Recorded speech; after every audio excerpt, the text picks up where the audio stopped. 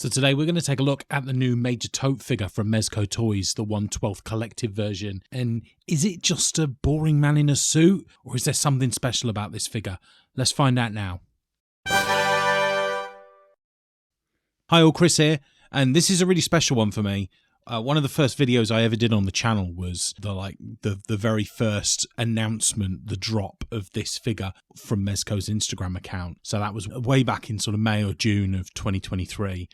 And I'd got this figure on pre-order ever since then. And you, as a Mezco collector, you know how long it takes for these figures to arrive once you've pre-ordered them. So, I mean, it was new to me, but I was really excited. And it's finally here. So really, really looking forward to getting this figure out and having a look at him. He's hopefully going to be a really exciting figure. And I haven't seen too many reviews online about him yet. So I'm looking forward to seeing what he looks like. But we're going to start with the box. And what a great graphic on the front of this box. This artwork looks incredible. And I haven't seen it anywhere else. So I'm assuming it's new artwork, designed for this box. And yeah, looks fantastic. Very much like a painted design.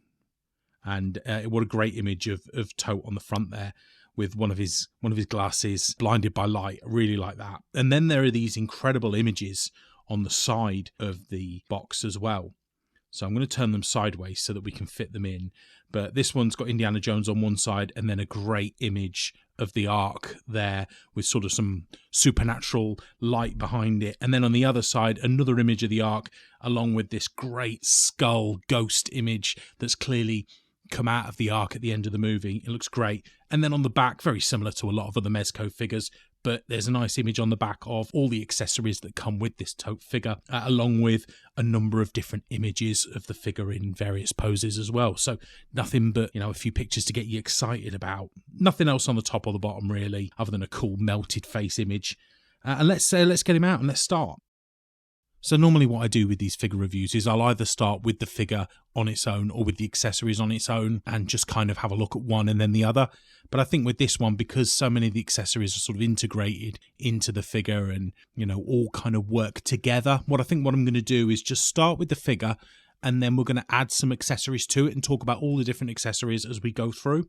And we'll see if that works. But we're starting off just with Toht on his own. And already, really impressed with how this figure looks. The head sculpt's a bit odd. And I think that the reason the head sculpt feels a little odd is because he doesn't have his glasses on. The lower half of the face, the jawline looks very impressive. And the face sculpt in general looks great. I love the hairline. I don't know why, but the hairline really sticks in my mind as like a really memorable part of this character. The very fact that his hairline almost went all the way back to the back of his head. So I love that. The pinstripe suit on here as well is really impressive and fits quite nicely. There isn't a lot, it isn't very baggy. It doesn't look like it sits oddly on his body. It looks very tailored to this character, to this figure. And I really like the nice little touches of being able to see the shirt cuffs through the jacket. Also love that little nod to the headpiece of the Staff of Ra embedded in his hand there. So that's really nice to see. Again, on the back, just having a look at some of the creases of the suit, I just think it sits really well on his body. So I'm very impressed with that. And I like how clean and well detailed those shoes were as well. So yeah, no issues so far with how this suit looks. I think it's a really impressive bit of kit. Not the most exciting figure to look at, I grant you. But you know what you're getting when you're buying a Major Toht. It's not Superman. So let's have a little look at articulation, and head moves brilliantly. Yeah, very nice. Moves all the way around. One thing to note is that it is just a single head and neck piece. So the up and down movement is limited to that single ball on his neck there. And as you can see, I'll just pull that off there as well. So you can see how easily the heads will interchange. And we have a number of heads to look at. Because it's a man in a suit, his articulation is definitely limited, so we're not going to waste too much time on articulation. There's a reasonable T-pose, decent movement, almost a double joint in the elbow there, and there is a good pivot and twist in both wrists as well, as you'd expect from these Mezco figures. And then we'll have a look at ab crunch as well. There is a little bit of forward and backwards movement at the ab there, and there is a little bit of twist at the waist as well. But again, the fabric of the suit that he's wearing is quite restrictive. A reasonable kick out at the side, not too much at the front, very little kick out at the rear, but excellent bend in the knee there, as you can see, almost all the way backwards. And, excellent movement in his foot as well. It has good side-to-side movement there. There is up and down on there as well. I couldn't get a great deal of pivot in the ankle, so I don't think that movement is there. But forward and backwards work quite well. So we're going to start by looking at some of the accessories now for the figure as well. And I think the main accessory for this is the leather-style trench coat. So the replica of the leather trench coat that he wears through a great portion of the movie, to be honest. And at first glance, I don't love it. It feels and looks a bit cheap. I'm a little disappointed with that. From the promo images, I really did get the impression that we were getting a nicer accessory than this. It's not amazing. We'll have a look at it when it's on, though. My mind might change, but it's not wired. There is one wire to it, and that is around the tying, the tying band in the middle. It doesn't sit on his shoulders at all, which is so disappointing because that really is the look that I think of with Toht, is him just wearing it over his shoulders like a cape. And yeah, no, it doesn't sit like that well at all. No, I'm disappointed in that. I've got to be honest. It's a bit of a shame, really. We'll try it with him on, but I get the feeling I'm probably going to be posing him without that jacket, which is a shame. We'll have a look at him with it on later, but let's carry on moving. So let's have a look at the glasses that go onto this figure. So you get 4 pairs of glasses with him. So you've got 2 standard pairs of glasses. He's got 4 heads. So we've got 1 pair of glasses for all 4 heads. But you've got 2 standard pairs of glasses. So theoretically, if you lose one, you've got a spare. But you can then effectively put 1 pair of glasses on each head, even when you're not using them. So as well as the 2 standard pairs, you've got 1 pair that's showing signs of melting, and then a final pair that is, that is covered in blood. So we'll get to those in a minute. These standard glasses look nice, and I think they're really effective. And for me, totally changes the look of his face. When I was saying at the beginning that I wasn't sure about his face sculpt with those glasses on, my mind is completely changed. I think he looks perfect with those glasses on. And the glasses do have a little notch at the back, so they do sit in little notches that are behind the ears on the head, and they sit quite snug, so I'm really pleased with that. But aren't difficult to take off either if you need to. So yeah, very impressed. Very pleased with those glasses. I think they look really good. And this is his second head, so this is him screaming for the first time. This is his initial scream face. And it can be used in a couple of different ways, really. So you've either got the scream from the beginning of the end sequence before his face starts to melt, but you can also consider this a scream for when he picks up the headpiece from the Staff of Ra as well in Nepal, and it burns into his hand, as we'll see now. Why don't I get the headpiece from the Staff of Ra and we can take a quick look at that as well. And here it is. So well detailed, this headpiece, and it again looks as though there's a little bit of blood on it as well. Really well detailed, really well painted. The little jewel in the middle is very nice and well painted, and I just think it's a really effective looking accessory, so I'm quite pleased with that. And very similar actually to the headpiece from Map Room Indy from the Hasbro Adventure series. And as we're looking at the headpiece of the Staff of Ra, you can also see that this hand is specifically designed for that as well. It is the headpiece gripping hand, so that's an excellent hand to use for this purpose. So we'll look at another one of his heads, and this is, look how cool that is. This is one of his sort of melting heads. This is the first stage of the melt, let's say. But this is as his face is turning white, as his skin is starting to melt away. And you can see the blood in his mouth as it's dripping down, the white running across his neck and his face. And it's difficult to see with his glasses on, so I'll try and get an image of it with his glasses off. Let's have a look. But his eyes are sort of rolling back into his head. The blood outline around his eyes as well looks so cool. It's just such a really well sculpted head. You can hear the scream in, when you're looking at it. I think that's what's so effective. Look at that. Very cool. And we'll get on to the last stage of melting head now. So this is his final head. And it's wondrous, isn't it? This last head. Look how gory and cool that is. So this is almost just skeletal. So much of his sort of his face and muscle and skin has all started to melt away now in his head, and his eyes are just white. And the fact that the glasses have dropped down as well, so you can see these glasses are the blood red glasses there, as we saw in the previous one, that it's slight melting on the glasses before, and you'll see slightly different notches on this one that just help the glasses sit and angle down as they are there. And we'll just remove those for a second. And yeah, I think that's so impressive. We'll take more of a look at that later. What we'll do now is we'll start to look at some of the other hands that come with him. and there are a number of them. So with his right hand, the headpiece hand, let's call it, there is a gun holding hand. And we can also see the sort of Luger type gun that comes with it as well. It's nice, just all in black. It doesn't look like there's any moving parts on that, but it's a nicely sculpted piece. So yeah, I'm quite pleased with that. And we'll be able to see that in hand as well. So that works quite well. As you can see, he holds that quite nicely in the gun hand. And that gun is quite synonymous with him really in that film. It's not a gun that we see Indy using. So it's definitely the Nazi gun of choice. We also have more of a gripping hand here, and this one would be used for the poker, the fire poker that we see again in the Nepal scene, and here is the poker itself. It was a really nice piece, actually. I think the colouring of the hot end looks really effective, so I think that's quite nice.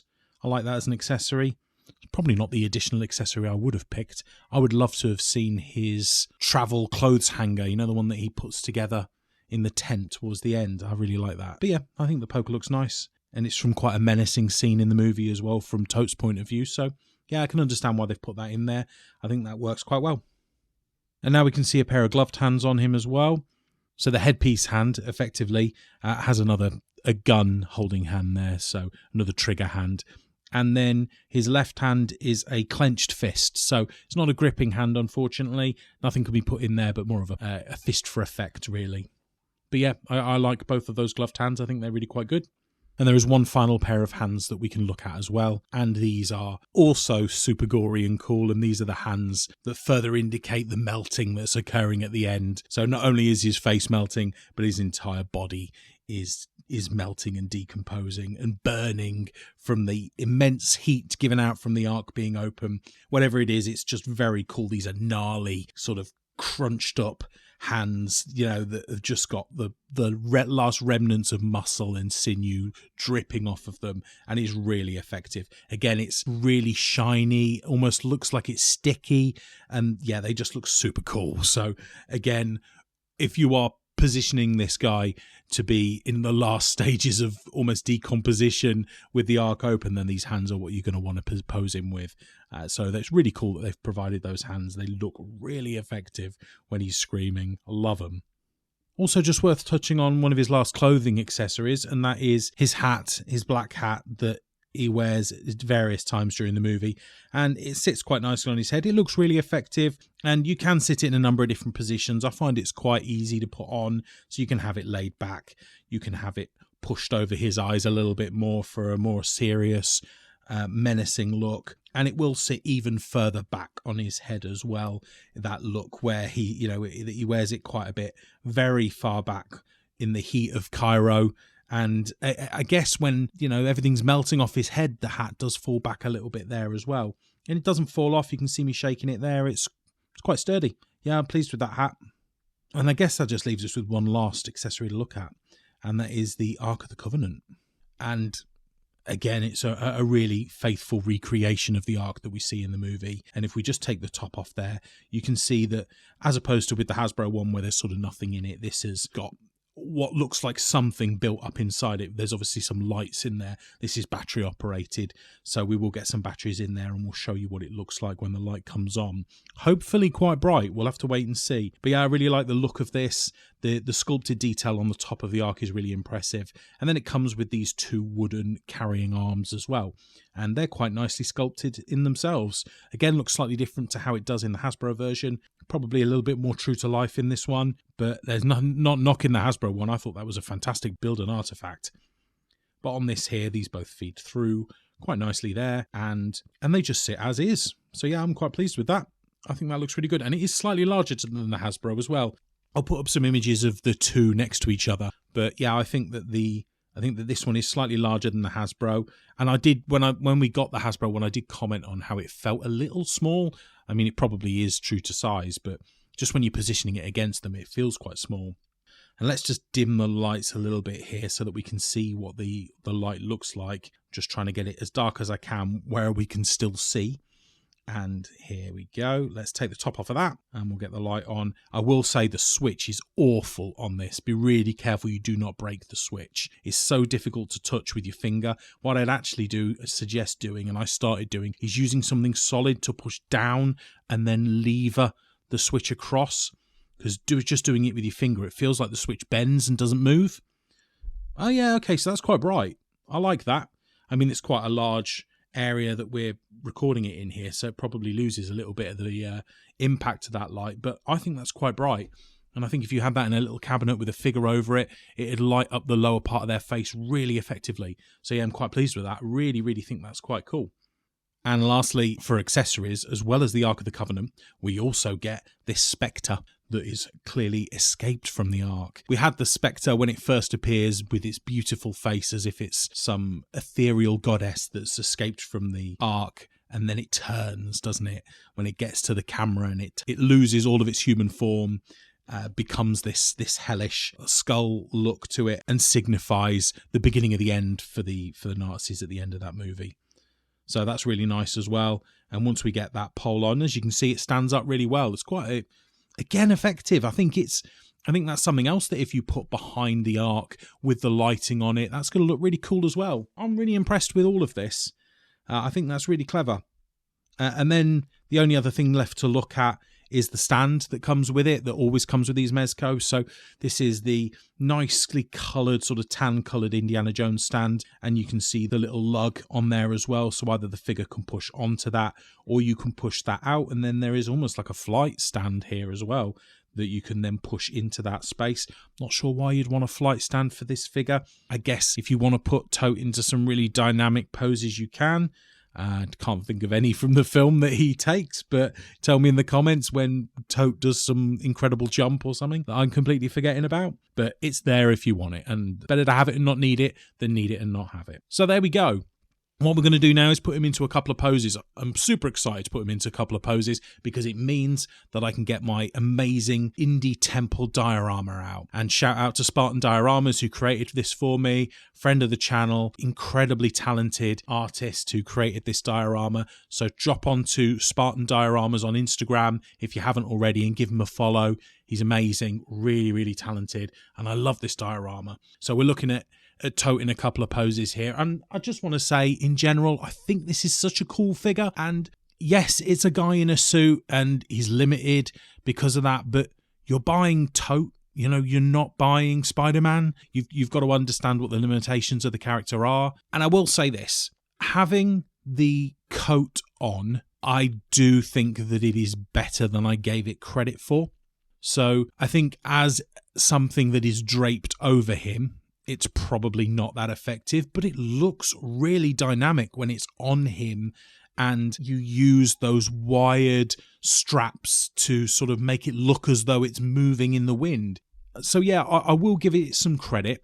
On the back, it looks a little tight across his shoulders, but I think that's probably a little bit down to the way I've got the arms positioned. But yeah, I'm really pleased with that. And I will say, yeah, the suit, the leather jacket is better than I probably thought it was going to be. It's still not amazing, but it's all right. Yeah, it's fine. I think where this figure sings is putting him into recreations of the movie, and I will probably photo dump at the end some of the initial images that I've taken posing him around this temple. And if you drop onto my Instagram, you'll see no end more, I'm sure. I'll be quite boring with all of these photos over the next few days.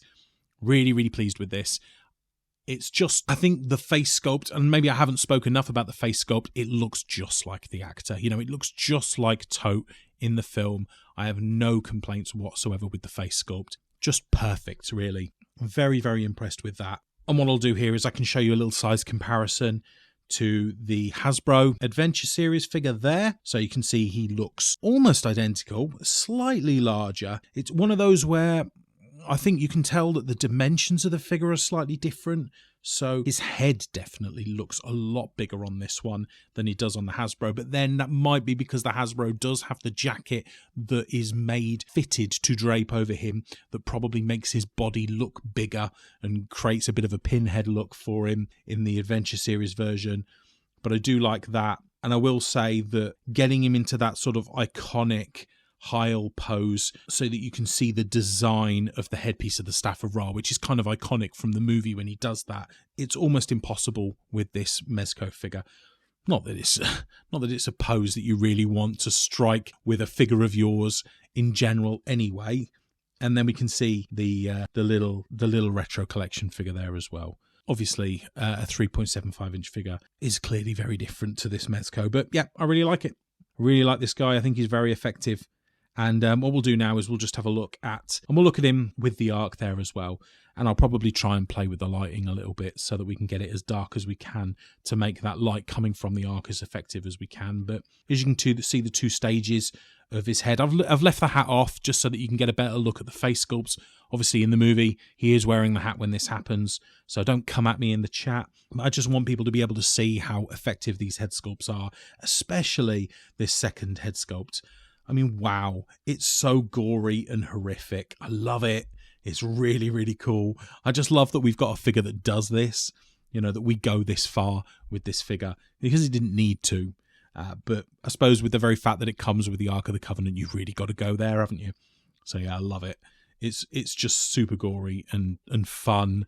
And I've had way more fun posing and playing with this figure than I thought I would, because there was a little bit of me that thought, oh, it's going to be a boring guy in a suit, but it isn't. You know, he's got so many dynamic posing options that I've had so much fun exploring and playing with. So yeah, in summary, I think this guy's fantastic. And I mean, if you're an Indiana Jones collector and you haven't already got him, I do implore you to go out and get him, because I think he's fantastic.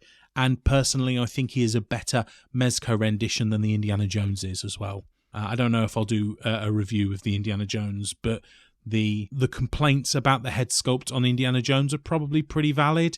And I do think the jacket makes him look quite bulky, but I don't find the same things with Toht. So if you're on the fence with Toht, don't be. Absolutely go out and get this guy, because I think he's fantastic. And I think a good price as well.